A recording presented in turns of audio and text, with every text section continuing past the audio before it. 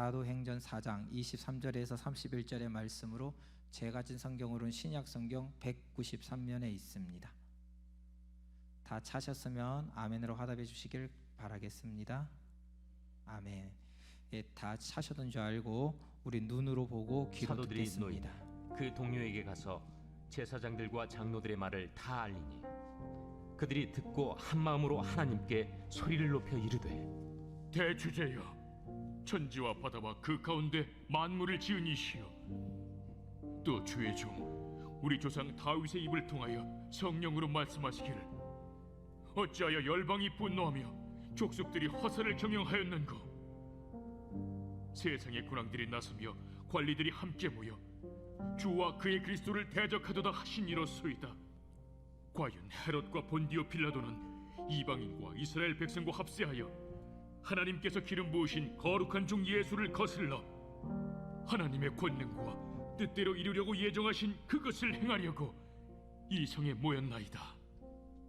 주여, 이제도 그들의 우여픔을 굽어보시옵고 또 종들로 하여금 담대히 하나님의 말씀을 전하게 하여 주시오며 손을 내밀어 병을 낫게 하시옵고 표적과 기사가 거룩한 종 예수의 이름으로 이루어지게 하옵소서. 빌기를 다음에 모인 곳이 진동하더니 무리가 다 성령이 충만하여 담대히 하나님의 말씀을 전하니라. 아멘. 할렐루야. 오늘 이 귀한 시간 주님 앞에 나와 예배하는 모든 성도님들에게 하나님의 은혜가 임하기를 원합니다. 신앙생활하는데 중요한 요소들이 있습니다. 바로 예배요, 말씀이요, 기도요, 전도입니다. 또한 우리의 삶 속에서 그 삶의 영향력이 드러나는 것조차도 바로 귀한 중요한 요소가 되는 것이지요. 이 중에서 오늘 우리는 기도에 대해서 나누고자 합니다. 기도인데 오늘 제목을 보니 뭐라고 나왔냐면은 응답받는 기도라고 말을 합니다. 응답받는 기도는 대체 어떤 기도인가? 그 응답받는 기도에 대해서 우리가 잠시 나누려고 합니다. 신앙생활을 하는 사람뿐만 아니라 세상의 모든 사람들은 누구나 자신의 소원과 뜻대로 되기를 소망합니다. 다만 대상과 표현이 다를 뿐 우리는 이것을 보고 소망이라고도 하고 소원이라고도 하지만 이를 우리는 기도라고 말하고 있는 것이지요. 그러므로 저와 여러분이 오늘 예배하며 부르짖으며 기도하는 이유는 우리의 간구에 대한 응답을 원하기 때문입니다. 그것은 첫 번째 바로 먼저 그의 나라 의요, 그리고 우리의 삶 속에서 하나님의 영향력이 드러나며 또 기쁨과 감격이 있어야 하는 것입니다. 그렇게 오늘 이 자리에 나와 예배하는 모든 성도님들은 그 부르짖어 간구하는 모든 기도 제목 분명히 주께서 들으시고 응답하실 줄 믿습니다. 인생 화면을 한번 보면은 인생이란 무엇인가 우리가 굉장히 많은 생각을 해요. 인생이란 사망에서 방황하는 존재, 자기가 누구인지 무엇 때문에 살고 있는지 또 우리가 어디로 가는지도 잘 모릅니다. 다만 태어났기에 가는 거다, 어떤 분은 죽지 못해 사는 거다, 또한 이 죽으러 가는 거다, 뭐 등등 여러 가지 이유를 말하지만 이 인생에 대해서 정확하게 말을 할 수가 없습니다. 또한 인생의 목적과 가치가 무엇이며 죽음 저편에 무엇이 있는가도 알지 못합니다. 다만 우리가 그럴 거야, 육적인 존재, 정신적인 존재, 영의 존재이기에 다른 무언가가 있을 것이며 꿈을 꾸면서 보여지는 그것이 실제고 또 이것이 꿈이 아닌가라는 등등 여러 가지 이유를 말하고 4차원 세계를 말하고 있습니다. 나는 누구일까? 그리하여 결국 많은 사람들의 이 물음의 종착점이 어디가 도달하게 되냐면 나는 누구인가 라는 거예요. 이 나는 누구일까 라는 건 태고부터 오늘날까지 계속 되어온 질문입니다. 이 질문에 대한 완전한 답은 과학에서도 철학에서도 찾을 수가 없는 것이지요. 오직 세상을 창조하시고 인간을 만드신 하나님 안에서만 가능합니다. 그러므로 우리 성도들은 예수님을 믿는 자신이 어떤 사람인지 분명히 알아야 됩니다. 그리스도의 정체성을 가지고 살아가야 한다는 것입니다. 왜냐하면 변화된 자신의 모습을 알지 못하면 우리가 열심히 찬송을 하고 기도를 해도 승리의 생활을 할 수 없기 때문입니다. 아무리 해도 응답은 없고 사면 초과의 상황에 빠지며 기쁨과 감격이 없고 남들과 비교하며 남들의 말에 그리고 세상의 방법대로 살아갈 수밖에 없는 것이지요. 로마서 3장 22절 말씀에 보니 같이 한번 읽겠습니다. 곧 예수 그리스도를 믿음으로 말미암아 모든 믿는 자에게 미치는 하나님의 은이 차별이 없느니라. 자신의 의인 것을 확실히 알 때 비로소 엘리야와 같은 능력 있는 기도를 할 수 있고 바울과 실라 같이 권능 있는 찬송을 할 수 있는 것입니다. 간혹 저보고 이제 이런 말을 하는 분이 있어요. 제가 목소리가 남들보다 조금 더 커요. 그래서 목사님은 능력 있는 기도를 하십니다라고 하는데 이것은 능력 있는 기도를 말하는 게 아닙니다. 목소리 커서 능력 있는 기도라 하면은 웅병가들이 모두 능력 있는 기도자가 될 것이고 또한 이 정치인들이 더 능력 있는 기도를 할 거예요.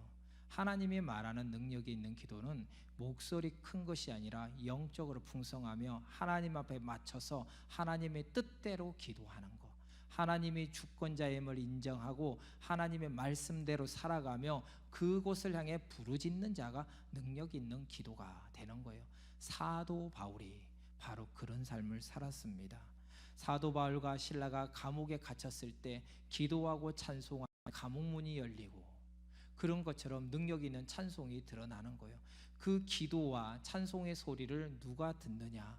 바울이 대단해서 실라가 대단해서 베드로가 대단해서가 아니라 바로 연약하지만 주께서 그 마음을 기뻐 흠양하여 주사 그 소리에 진정으로 드려지는 그 기도를 하나님께서 받으시고 속닥거리는 그 소리에도 주님은 보시고 그리고 골방에서 기도한 소리를 주께서 들으시고 능력 있는 기도와 찬송이 되게 하신다는 것이지요.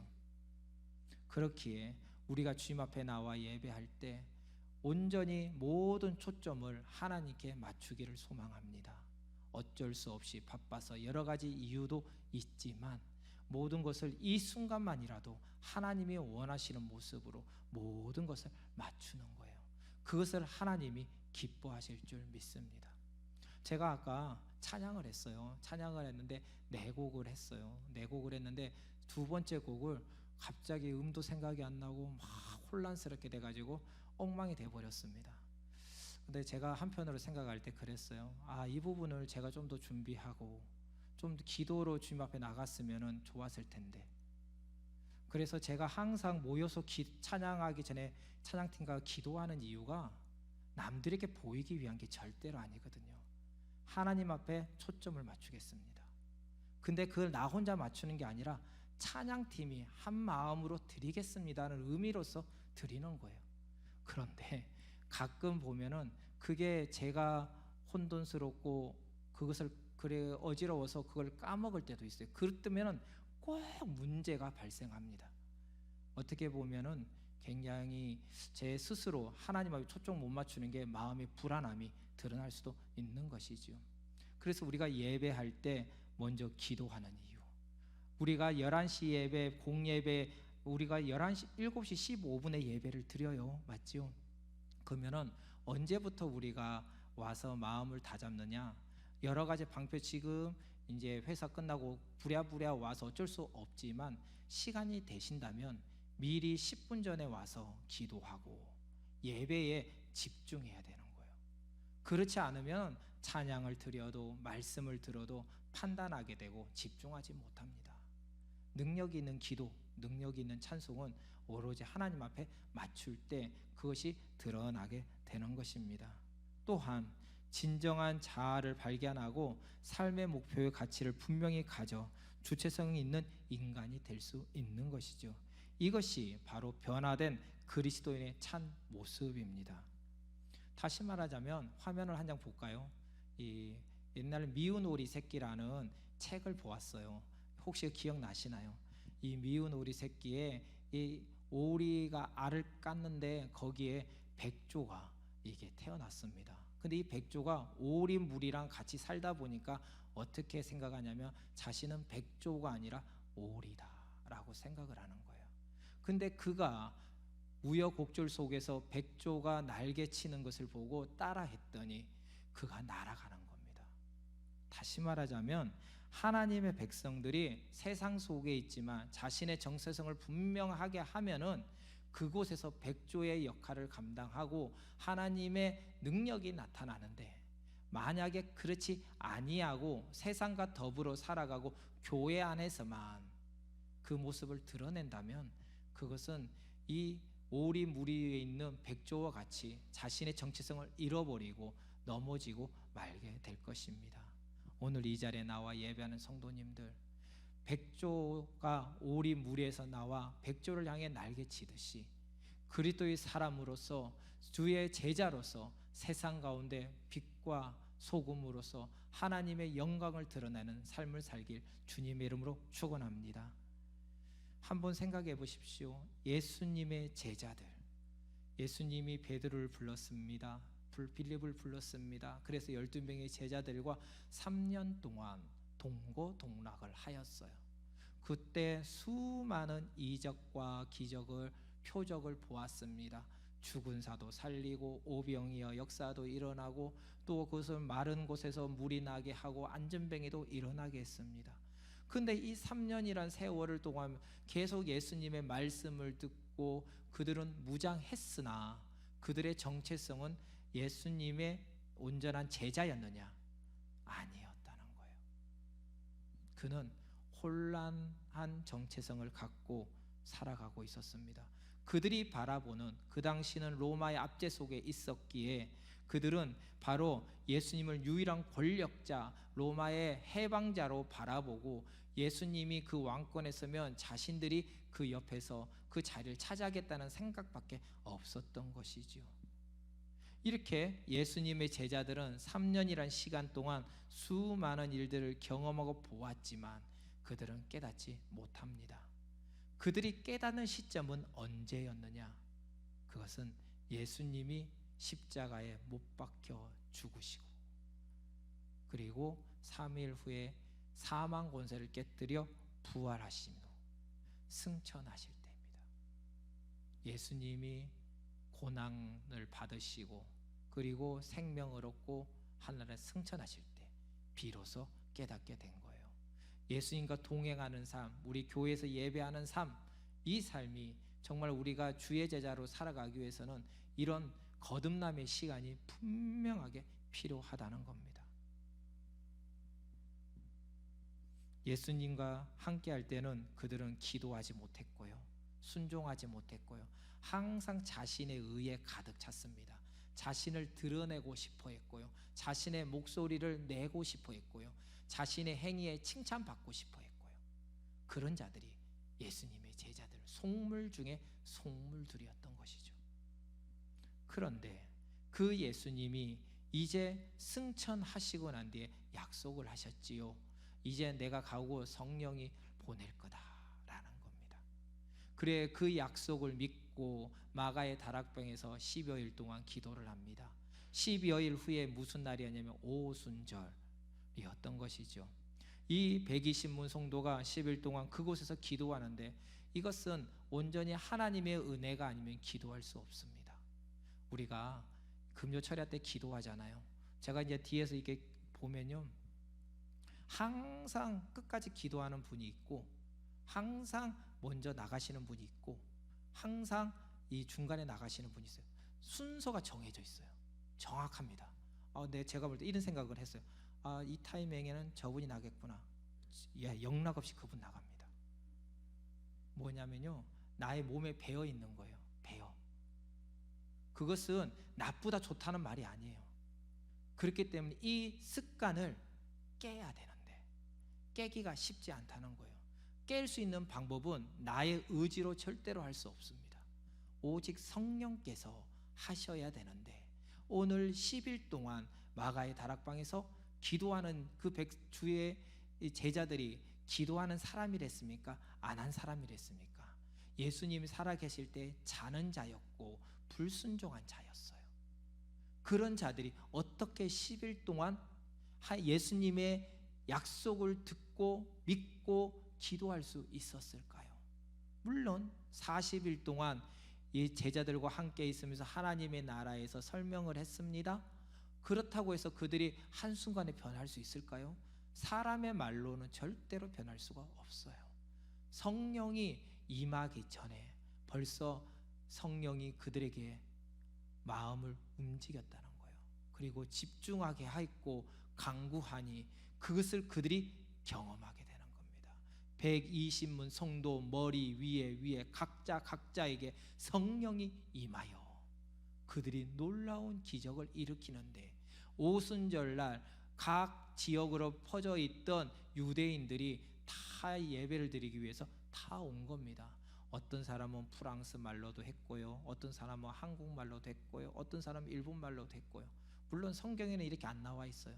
그러나 각자 언어, 아프리카나 러시아나 등등등이 많은 언어가 있는데, 이 120문 성도가 하나님의 말씀을 전하니 어떤 말로 했다고요? 방언, 각 나라의 방언으로 전하게 하였다. 그렇다면은 여기에서는 간혹 사람들이 이런 얘기를 해요. 이 방언에 대해서, 그러면 방언은 외국어냐 아니면 한국의 천상의 언어냐 라고 할 때 각 나라 방언이라고 했습니다. 맞죠? 그렇다면 여기에서 하나 저는 생각을 해보았어요. 어떤 생각을 했냐면, 만약에 태어나면서부터 벙어리인 사람들은, 그 사람들은 어떻게 알아들을까? 120문 성도를 통해서 그곳에서 수화가 나갔겠지요. 그리고 알지 못하는 사람들, 아직까지 언어를 못하는 사람에겐 그에 맞는 언어가 나가는 거예요. 각자에 맞춰서 그들에게 맞는 최상의 것을 하나님이 들이셨다는 거예요. 그러자 그들이 그것을 보고 놀라게 되는 거예요. 지금처럼 통역기가 있는 것도 아니고 외국어를 공부할 수 있는 것도 아닌데, 제자들은 각 나라의 방언으로 복음을 전하자 복음을 들은 저들은 성령께서 깨닫게 하심으로써 회심하게 된 겁니다. 할렐루야. 바로 모든 것은 나의 의로 드러난 것이 아니라 바로 하나님이 하셨다. 기도하게 하시는 것도 하나님이요, 깨닫게 하시는 것도 하나님이요, 그것을 전하게 하시는 분도 하나님이요, 받아들이는 자도 하나님이 하셨다는 거예요. 그리하여 바로 하나님의 은혜 가운데 그들이 변하게 되는 겁니다. 복음은 성령의 은혜로 우리가 받은 은혜를 전하는 것이며, 그 열매는 성령께서 일하시는 겁니다. 성령께서 일하실 때는 받을 자나 받는 자나, 전하는 자나 받는 자나 동일하게 일하시는 것. 손바닥도 마주쳐야 소리가 나듯이 마주쳐야지만 이 되듯이 성령, 그 전하는 자나 받는 자가 동일한 성령이 임함으로 그들에게 감동이 생긴다는 것이죠. 그리하여 베드로가 복음을 전할 때 패역한 세대에게 구원을 받은 자들이 순도의 수가 무려 3,000명이나 돌아왔다고 성경은 말하고 있습니다. 구원받은 자들은 사도의 가르침을 받아 서로 교제하고 떡을 떼며 오로지 기도하기에 힘썼다라고 성경은 말하고 있습니다. 뭐라고요? 구원받은 자들은 사도의 가르침을 따라 서로 교제하고 떡을 떼며 오로지 기도하기에 힘썼다. 판단하고 사설을 깔고 대화를 하는 것보다 먼저 하나님 앞에 기도하는데 우선했다고 성경은 말합니다. 또한 그 이후에 보니 모든 물건을 통용하고 그리스도의 마음으로 구제하며 하나님을 찬미하자 구원받는 자들이 더 날로 늘어갔다고 성경은 말하고 있습니다. 성령의 충만함으로 제자 교육을 받고 떡을 떼며 기도하고 구제하며 예배하자 구원받은 자가 늘어났다는 거예요. 바로 하나님의 말씀 가운데 순종하니 성령께서 그 마음을 넓혀주시고, 이때까지 두려움과 여러 가지 이유로 바라보지 못했던 것들을 보게 하시고 깨닫게 하신다는 거예요. 이렇게 하여 베드로와 요한은 오늘 산에 들인 공회 앞에서 복음을 담대히 전하게 됩니다. 4장 12절 말씀 한번 읽어볼까요? 같이 읽어보겠습니다. 시작. 다른 이로서는 구원을 받을 수 없나니 천한 사람 중에 구원을 받을 만한 다른 이름을 우리에게 주신 일이 없음이라 하였더라. 아멘. 다른 이로서는 구원을 받을 수 없다라고 말했더라. 지금 우리나라에 이단들이 굉장히 많습니다. 근데 이 이단들이 지금 시대에만 이렇게 많았느냐 한다면 아니라는 거예요.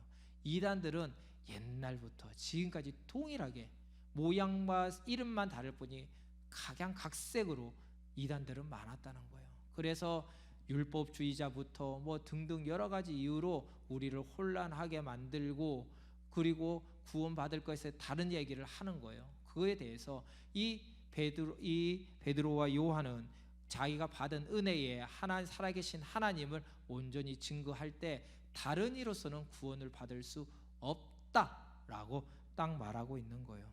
자신의 생각과 세상의 방법 등 편협적인 사설을 전하는 것이 아니라 오직 복음, 죽음에서 부활하신 예수님, 병든 자를 치유하신 예수님, 구원자가 되신 예수님을 전한 겁니다. 요즘 우리는 말씀을 진짜 많이 듣잖아요. 제가 매일 설교할 때마다 드리는 말씀인 것 같아요. 우리는 진짜 말씀을 많이 듣습니다. 저도 사무실에 교회에 있으면요, 라디오가 365일 틀어져 있잖아요. 매일 하루에도 수십 번씩 말씀을 전해요. 그 말씀을 듣고 그렇구나. 또 어쩔 때는 그것이 그냥 지나가기도 합니다. 이처럼 우리는 일을 하면서도 말씀을 또 여러 가지 모양으로 말씀을 받아들여요. 근데 이 말씀에서 중심이 무엇이냐? 화려하고 보여지고 사람들의 이해를 따지는 말씀, 이 지식적으로 다가오는 말씀 전에 바로 하나님, 구원의 하나님, 부활의 하나님, 병든 자를 치유하시는 하나님을 우리가 인지해야 된다는 겁니다. 이 죽음에서 부활하시고 병든 자를 치유 구원자가 되신 예수님을 전하니 이곳에서 수많은 사람들이 또 변화되기 시작하는 겁니다. 근데 이것을 믿지 않는 사람들도 있었지만, 믿는 사람들도 있었지만 그것을 굉장히 불편하게 여기는 사람들이 있었습니다. 사내들인 공회원들입니다. 그들은 지금 당장 부활에 대해서, 치유에 대해서, 구원에 대한 예수님을 전하는 그 말씀을 보고 사람들이 변화되고 치유되고 깨닫고 일어서는 걸 보는 거예요. 그 열매를 보니 그를 잡아들일 수도 없고 해할 수도 없습니다. 그래가지고 그들은 이에게 얘기를 하죠. 그것을 전하지 마라 라면서 위협하는 단계가 바로 오늘 말씀의 전의 말씀이고, 그 말씀 이후에 이것을 베드로와 요한이 제자들 앞에 가가지고 무엇을 했느냐? 바로 기도하기 시작했다는 거예요. 이처럼 이런 확실한 증거가 바로 우리 성도님들의 삶 속에서 드러날 줄 믿습니다. 저는 우리 성도님들과 많은 대화를 못 해본 것 같아요. 보여지는 부분만, 자녀들이 누구다는 것 정도만, 직장이 무엇이고 또한 어떤 일을 하고 있다라는 것 정도만 알고 있지만 과거에 어떤 삶을 살았는지, 어떻게 하나님을 만났고 하나님의 역사심을 어떻게 간증하며 살아왔는지 저는 알지 못합니다. 사람들에게 인정받기를 원하기보다는 하나님이 기뻐하는 모습으로 살아왔던 것을 저는 알 수 있다는 것이죠. 우리 성도님들이 오늘 진짜 바쁜 가운데도 예배할 수 있는 것은요, 바로 그 증거가 있기 때문입니다. 어떤 분은 몸이 너무 아파요. 그럼에도 예배에 사모하는 마음으로 주님 앞에 나왔습니다. 어떤 분은 바빠요. 몸이 피곤해요. 또한 여러 가지 혼란스러운 과정 속에 사람과의 관계 속에서도 있는데도 그래도 먼저 하나님께 예배하고자 나왔습니다. 이것만 봐도 그분이 얼마나 하나님을 사랑하는지 알 수 있는 것이죠. 제가 보는 것은 매우 작은 거지만 하나님은 모든 걸 아시기에 하나님은 기뻐하실 줄 믿습니다. 나를 구원하신 하나님, 나를 치유하신 하나님, 이 사실을 온전히 전하는 우리 온 성도가 되길 주님의 이름으로 축원합니다. 이와 같이 지금 이런 말씀을 선포하니 공회원들이 위협을 가하게 된 거예요. 이곳에서 어떤 기도를 하느냐, 그 말씀을 우리가 나누려고 하는데, 사도들의 한 행동이 이런 얘기가 있습니다. 한 마음으로 기도를 했고, 그리고 하나님의 주권과 능력으로 기도하고 하나님의 뜻대로 기도했다는 거예요. 무엇이라고요? 한 마음으로 합심하여 기도하였다. 그리고 무엇을 위해 기도했느냐? 하나님은 천지의 주제이시며 하나님은 능력의 하나님이시요 하나님은 모든 걸 가능케 하시는 하나님이시며 불가능한 일이 없는 분이 하나님이시요 모든 걸 주관하시는 분이 하나님이십니다. 나의 배를 배불리고 나의 뭔가를 요구하는 게 아니라 그 하나님이십니다. 내가 기도하는 그 대상이 전능하신 분 하나님이십니다 라고 기도하는 거예요. 근데 더불어 뭐라고 기도했다고요? 하나님의 뜻대로 성령의 인도함을 따라 기도했다는 거예요. 성령의 인도함을 따라. 이게 굉장히 중요해요. 우리가 기도할 때 그러잖아요. 우리 기도할 때 다 성령의 인도하심을 따라 기도합니다 라고 말을 하는데, 간혹 보면 저도 그래요. 막 이 인도하심에 따라 성령이 제 마음에 불같은 성령을 부어주셔가지고 뭔가를 막 전하고 같이 기도하고 싶은데, 이것보다 내 생각에 이 문제가 더 해결됐으면 좋겠어요 하면서 막 이것은 마음에 감동 오는 것은 적게 두고 내 가족을 위해서 또 내 문제만을 위해서 기도하는 경우들이 있습니다.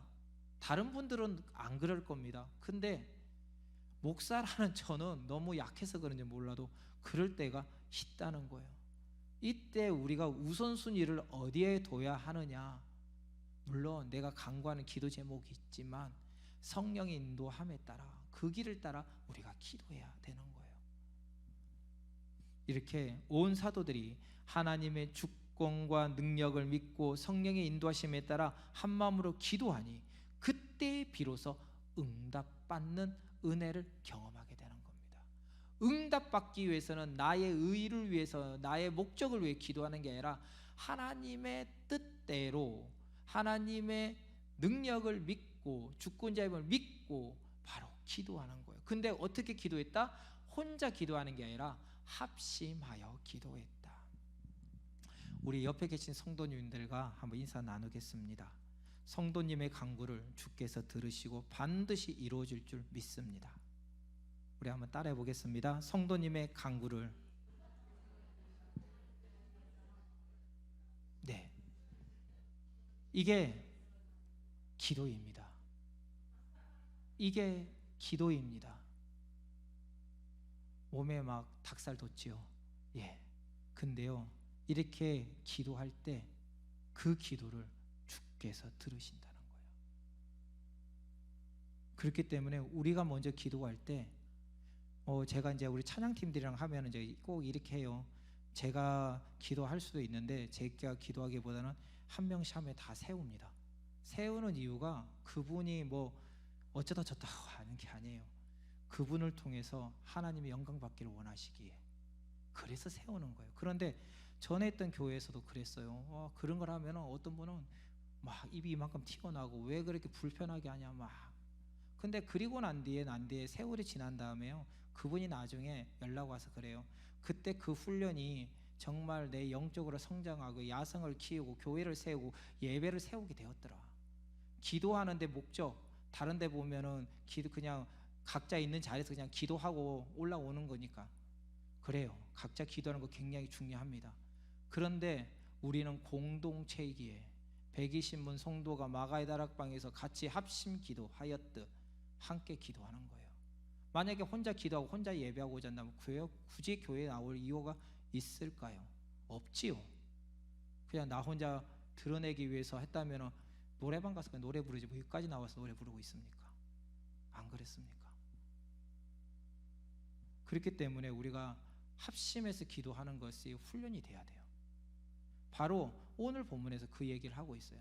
합심해서 기도하니, 문제 앞에서 기도하니 문제가 해결되었다는 거예요. 오늘 응답받는 기도에 나눌 때 우리 자신을 돌아보며 많은 은혜 받기를 원합니다. 첫째, 한 마음으로 기도해야 됩니다. 지금 사도들은 베드로와 요한에게서 공회원들에게서 위협을 받았다는 얘기를 듣게 됩니다. 근데 이 위협을 받으면 누구나가 고민하게 돼요. 물론 이들은 성령 충만합니다. 하지만 중요한 것은 이때 이 상황이 어떤 상황이었냐면 그들이 예수님의 제자로 있을 때 예수님을 버릴 때는 예수님이 아직 살아 계실 때였어요. 그런데 예수님이 죽고 난 뒤에 부활 승천하신 후 이제는 성령을 부어 주셨어요. 그리고 나서 그 성령의 은혜로 말미암아 복음을 선포하니 3,000명 5,000명 돌아온 역사들이 계속 일어났습니다. 그리고 난 뒤에 예수님 승천하시고 첫 번째 당하는 위협이에요. 첫 번째 당하는 위협. 제가 처음 운전면허를 땄을 때 제가 그때 무슨 알바를 하고 있었냐면은 세탁소 배달 알바를 했어요. 세탁소 배달 알바를 하는데 운전면허를 따고 20살 때 배달 알바를 하기 위해서 이제 봉고차 그 세탁소에 봉고차를 몰고 나왔습니다. 그 당시에는 요즘처럼 오토가 많지 않았지요. 대다수가 다 스틱이었습니다. 맞죠? 그래서 그것하고 또 친구랑 같이 나 이런 데 운전 잘해 하면서 딱 차를 몰고 산업도로를 탔는데 문제가 생겼어요. 문제는 신호등이 한번 걸렸다가 출발하려고 하니 출발이 안 되는 거예요. 뒤에서는 빵빵거리지, 옆에는 쌩쌩 달리지. 그러니까 반클러치 잡고 쭉쭉 나가야 되는데 그것도 안 되지. 1단 넣어야 되는데 2단도 안 되고 3단도 계속 넣지. 20분이면 왔다 가야 될 그 시간에 2시간, 3시간이 걸려버린 거예요. 그런데 그 세탁소의 형이 저의 이제 교회 형이었는데 그 형이 저한테 연락을 안 했어요. 물론 연락하는 시기도 아니고 요즘처럼 핸드폰도 있는 것도 아니었고, 근데 나중에 그 3시간 후에 가니 껄껄껄 웃는 거예요. 왜 웃냐? 처음은 누구나 한번 실수한다. 그 시간은 우리는 지금 해봤기 때문에 아무것도 아니지만 너한테는 굉장히 어렵고 힘든 시간이었을 거다. 근데 만약 그때 내가 가서 도와주었다면 너는 또다시 그 문제가 생겼을 때 좌절하고 말 거야. 누군가를 기대려고만 할 거야 라고 하더라고요. 이와 같이 지금 이 상황 속에서 이 제자들이 지금 복음을 전하다가 위협을 받는 사건이 된 거예요.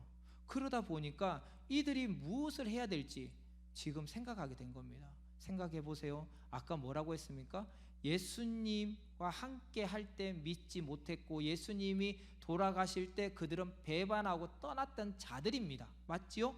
그렇다면 그들이 지금 위협 속에서 제일 먼저 생각나는 게 뭘까요? 지금 기쁨과 감격이 생각이 날까요? 아니면 과거에 출애굽의 여정 속에서 이 백성들이 홍해 앞에 놓였을 때 과거를 생각하면서 그때 두려움에 떨며 그때처럼 생각할까요? 맞아요. 두려움과 어려움, 그것만 생각하게 되는 거예요. 그러면서 이걸 어떻게 해야지? 하나님께 두려울 때 이 베드로와 요한은 무엇을 했느냐? 이것은 우리가 할 수 있는 게 아니다. 제자들에게 말을 해요. 제자들에게 말하면서 불평을 했습니까? 불만을 했습니까? 아닙니다. 불평과 불만을 한 게 아니고요. 그곳에서 기도했다라고 말해요. 내가 이런 문제가 있으니 하나님을 의지하여 우리 기도합시다. 하나님께 기도합시다. 하니 그 온 제자들이 사도들이 함께 기도했다라고 말합니다. 24절 말씀 한번 읽어보겠습니다. 24절 말씀 한번 읽어보겠습니다. 시작. 그들이 듣고 한 마음으로 하나님께 소리를 높여 이르되 대주제여 천지와 바다와 그 가운데 만물을 지으신 이시오. 네. 하나님께 소리를 높여 부르짖었다. 두렵기 때문에 어렵기 때문에 그들이 할 수 있었던 것은 없었어요. 바로 기도밖에 없었던 겁니다. 그리하여 기도하는데 무엇을 했다고요? 천지의 주제신 하나님께 기도했다고 말합니다. 사도들은 두려운 마음이 있었지만 이 두려운 마음보다 바로 하나님이 주시는 기쁨, 하나님의 약속을 또한 의지하게 되는 거예요. 두려운 마음을 갖고 버리고 하나님을 의지하자. 하나님 약속에 하나님께서 이루 주실 거라는 마음을 갖고 기도하기 시작했습니다. 우리가 신앙생활하면서 성도들, 옆에 있는 성도님 절대 판단하고 정죄하면 안 돼요. 그리고 비방해도 안 됩니다. 왜냐하면 비방하는 이유, 판단하는 이유는 언제나 자신을 드러내기 위함이거든요. 다시 말하면 교만하기 때문에 비방하고 교만하기 때문에 판단하는 거예요.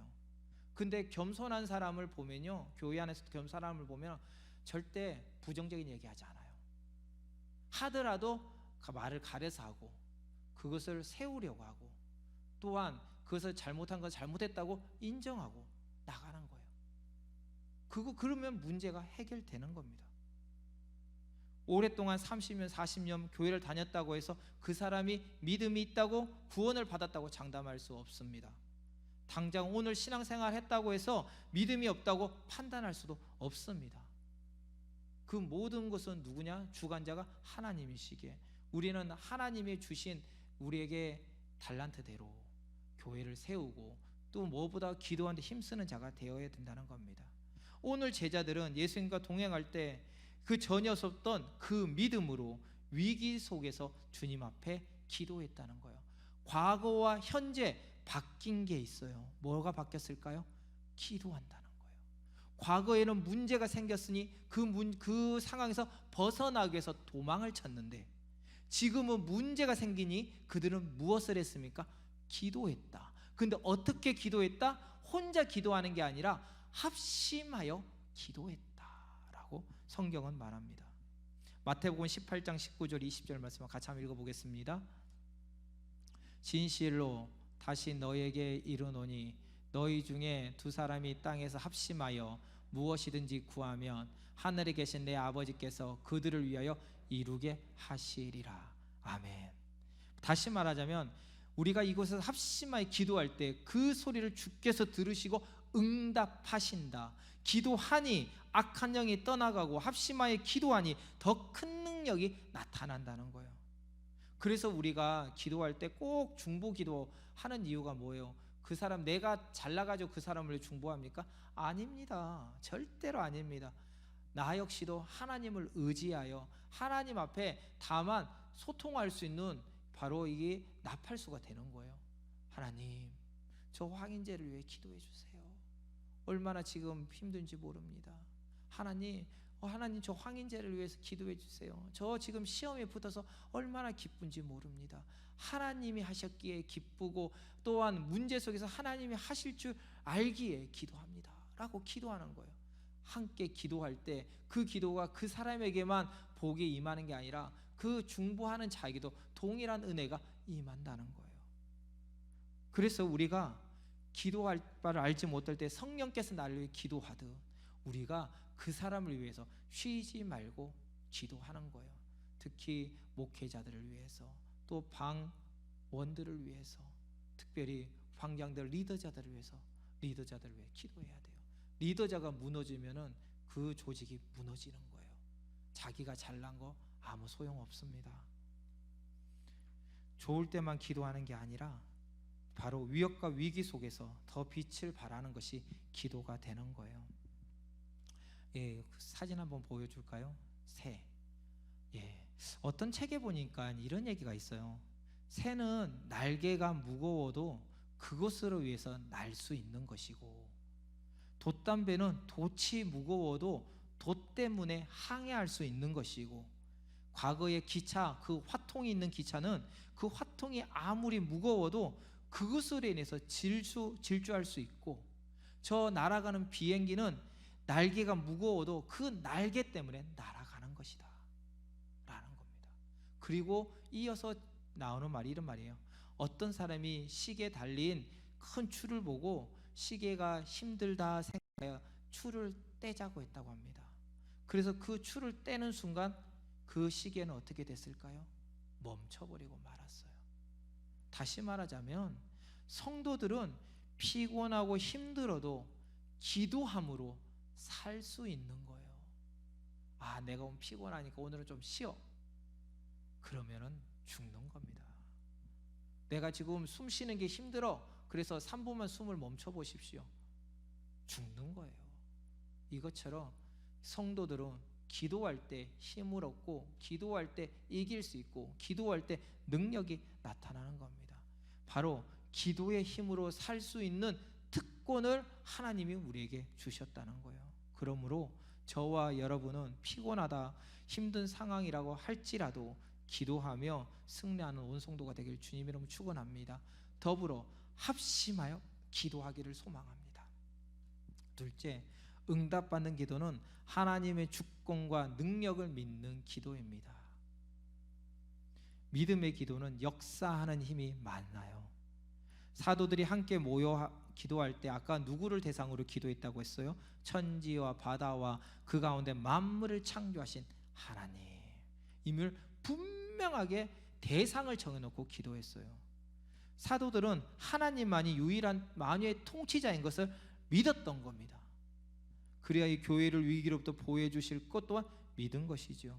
자기 소견대로 살아가던 시대, 사사시대, 그때 블레셋과의 전쟁이 났습니다. 그때 홈리와 비느하스가 하나님의 언약궤는 하나님의 임재를 상징하는 겁니다. 하나님의 임재, 하나님의 언약궤가 앞에 나가면 우리가 승리할 거라고 해서 전쟁에 나갔더니 어떻게 졌어요? 전쟁에 패전하고 홈리와 비느하스, 엘리사가 다 죽고 말았어요. 그 이유가 무엇일까요? 그것은요, 하나님의 임재를 상징하는 언약궤임에도 불구하고 그들은 마음속으로 하나님을 인정하지 않았기 때문입니다. 즉 우리가 교회에 나와서 예배한다고 해서 하나님을 온전히 믿는 것은 아니라는 거예요. 어떤 분은 어쩔 수 없이 교회에 나오지 못하는 분들도 있어요. 그럼 그분들이 믿음이 없느냐? 아니지요. 그 마음을 주관하시는 분은 하나님이십니다. 맞아요. 그렇다고 해서 어느 자리에 있든지 예배당에 나오든지 아니면 각자의 처소에 있든지 간에 하나님이 나의 주관자셔 나의 모든 것이 되십니다 고백하는 분은 그의 삶 속에서 그 열매로 드러나게 되는 겁니다. 조금 전에 말했던 비느와 홈리아서처럼 그들은 어떤 모습으로 살아왔습니까? 결국은 그들은 방탕한 모습이 평생 갔기에 그들은 하나님을 인정하지 않아요. 근데 그 모습을 누구에게 배웠느냐? 이 성경은 잘 나와 않지만 그 부모와 그 주위에 있는 사람들, 과거부터 내려왔던 모든 관례를 보고 그들은 그대로 배운 거예요. 다시 말하면 믿음의 자녀들에게 바로 성장하기를 원한다? 그렇다면 우리가 바로 하나님을 믿어야 되지요. 그렇지 아니한다면 그 자녀들은 절대로 믿음대로 클 수가 없어요. 그렇기 때문에 우리가 온전히 하나님의 백성으로 살아가야 하는데, 그러기 위해서는 나의 정체성을 갖고 가야 하는 거예요. 그 정체성의 첫 번째가 무엇이냐? 천지의 주제가 하나님이십니다. 능력의 하나님이십니다. 하나님이 이루실 겁니다라는 걸 온전히 믿어야 된다는 거예요. 지금 사내들인 공의 위협 가운데 사도들은 기도하는데 힘을 쓰며 하나님이 기뻐하시는 일을 우선하는 삶을 살았던 겁니다. 보여지는 화려함, 섬김만을 받기를 원하고 사람의 수만 강구하는 삶이 아닌 겸손과 사랑과 섬김의 삶, 더불어 주의 나라의 회복을 위한 삶을 살았던 거예요. 그렇게 대주제이신 하나님을 온전히 믿음으로 기도하는 겁니다. 능력의 기도, 내가 하는 기도가 바로 확신이 있어야 한다는 것이죠. 하나님이 이 문제를 해결해 주실 것을 믿어야 되는 거예요. 기도해서 이게 응답해도 말고 응답하지 말아도 말고 등등 이렇게 하면은 안 된다는 거예요. 하나님이 유일하시고 능력이 분임을 믿고 행동하는 주의 백성들이 되기를 소망합니다. 세 번째로, 능력의 기도는 하나님의 뜻대로 성령의 인도하심을 받아야 한다. 예수님이 승천하신 후 마가의 다락방에서 오순절까지 기도한 이유는 바로 성령을 받기 위한 거였습니다. 즉 하나님의 약속을 믿고 기도하자 각자에게 성령이 임했고, 성령의 인도하심으로 기도하고 전도하자 그곳에서 놀라운 구원의 역사가 일어났습니다. 분명 어제까지는 도저히 이루어지지 않았던 일들이 성령의 인도하심을 받자 그곳에서 기적이 일어났던 겁니다. 홍해가 갈라지고 막혔던 길이 열리기 시작했습니다. 이때까지 완악한 마음을 가졌던 내 남편이 하나님의 역사심으로 갑자기 예수님이라고 말하고 눈물에 회심의 기도를 하는 거예요. 이때까지 날 대적했던 자들이 어느 하루아침에 주님 앞에 와서 눈물을 회개하고 회심하며 이때까지 했던 내 것이 잘못됐다고 말하는 겁니다. 항상 앞에서만 선두자로 서가지고 앞장서서 이 엄지가 되기만을 원했던 사람이 어느 순간에 엄지가 아니라 제일 밑에서 새끼가 돼가지고 섬기기 시작하는 겁니다. 보이지 않는 곳에서 헌신하는 겁니다. 화장실을 청소하고 보이지 않는 곳에서 헌신하면서 말하고 있는 겁니다. 그것은 누구의 역사가 있어야 된다? 성령의 역사가 있어야 된다. 믿음 확신 없던 자들이 눈물로 회개하고 주님 앞에 돌아오는 거예요. 이처럼 복음 전하는 일을 감당할 때 방해 요소와 위협받는 상황 속에서 주님을 의지하여 기도하자 성령께서 그 길을 여시고 응답하셨습니다. 그렇다면 여기서 사도들이 한 기도는 대체 무슨 기도였느냐? 맞아요. 우리가 조금 전에 나누었듯이 바로 하나님의 영광과 복음 전도를 위한 기도입니다. 다른 어떤 것도 필요 없습니다. 오직 그리스도 예수의 복음을 위한 기도를 하니 그곳에서 바로 그 문제가 해결되는 걸 경험하게 되는 겁니다. 결론을 맺겠습니다. 예수님 승천하신 후 사내들인 공회에서 처음 받은 위기를 경험하게 됩니다. 이때 사도들은 이 세상과 타협하고 문제하고 불평하고 불만하는 자가 아니라 하나님의 주권과 능력을 믿고 성령의 인도하심을 따라 하나님께 합심 기도를 하였습니다. 그러자 하나님께서 그 길을 열어주셨다는 거예요. 하나님을 온전히 의지하고 하나님 나라를 위한 기도를 할 때 하나님은 응답하십니다. 우리 성도님들 하나님의 말씀 그 기도에 응답받고 싶으십니까? 살아계신 하나님을 경험하고 싶으십니까? 그렇다면요, 먼저 합심해서 기도합시오. 그리고 예배에 집중하시고 또한 하나님을 온전히 믿고 천지의 주제가 누구인지 믿고 그분을 향해서 기도하기를 소망합니다. 무엇보다 나의 생각, 나의 말이 아닌 성령의 인도하심을 따라 기도하여 그 응답받는 성도가 되길 주님의 이름으로 축원합니다. 기도하겠습니다. 하나님 감사합니다.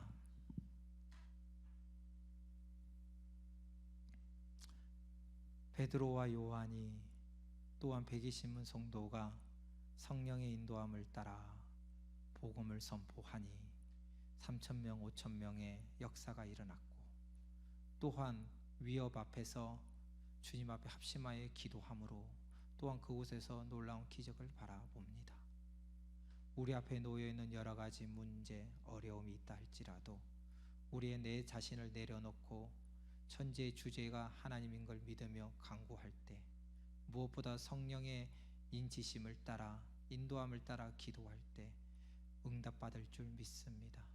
살아계신 하나님을 경험하며 살아계신 하나님을 찬양하고 성령의 인도함을 따라 기도하며 그 열매 맺는 주의 백성들 되게 하여 주옵소서. 이 모든 말씀 주 예수 그리스도님 기도합니다. 아멘. 우리 찬송가 357장 찬양 드리겠습니다.